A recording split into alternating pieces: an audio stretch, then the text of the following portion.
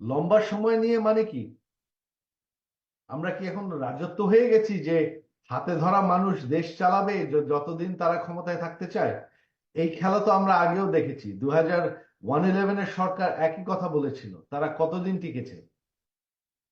এই সরকার যদি এখন টিকতে চায়, সেভাবে থাকতে চায়, আমি তাদেরকে অনুরোধ করব, প্লিজ আপনারা ওই ভুলটা করেন না।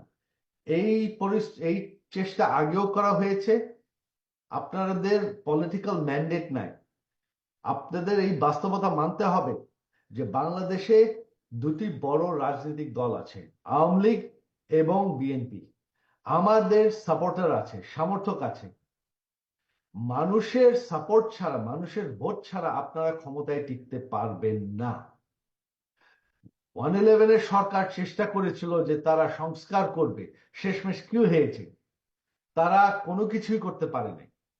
আপনাদের কাছে আমি দাবি করছি, আপনারা প্লিজ এই চেষ্টা করেন না, কারণ যেটা হবে যে আপনারা ব্যর্থ হবেন, আপনাদের বদনাম হবেন, বাংলাদেশের মানুষ আপনাকে রাস্তায় টেনে নামাবে। আপনারা টিকতে পারবেন না, কারণ আপনার মানুষের সমর্থন নাই, আপনাদের জনগণের ভোট নাই। তাদের উদ্দেশ্যে আমি বলবো যে আমাদের উপর আক্রমণ হয়েছে, ভয় পাওয়ার কিছু নাই। 71-এ আওয়ামী লীগ লড়াই করেছে, 71-এ আমরা শেষমেশ হাতিয়ার তুলে বাংলাদেশকে স্বাধীন করেছি। 75-এ চেষ্টা করা হয়েছে আওয়ামী লীগকে শেষ করে দেওয়ার। আওয়ামী লীগের বড় বড় নেতাদের, সম্পূর্ণ নেতাদের হত্যা করা হয়েছে। তারপরেও আওয়ামী লীগ টিকে আছে। আজকে আওয়ামী লীগ তার চেয়ে অনেক শক্তিশালী পজিশনে আছে। আওয়ামী লীগ এখন এত শক্তিশালী, আমাদেরকে কেউ দাবায় রাখতে পারবে না। আওয়ামী লীগের নেতৃত্বের অভাব নেই। আমি সজীব ওয়াজেদ জয় আছি, বঙ্গবন্ধুর নাতি।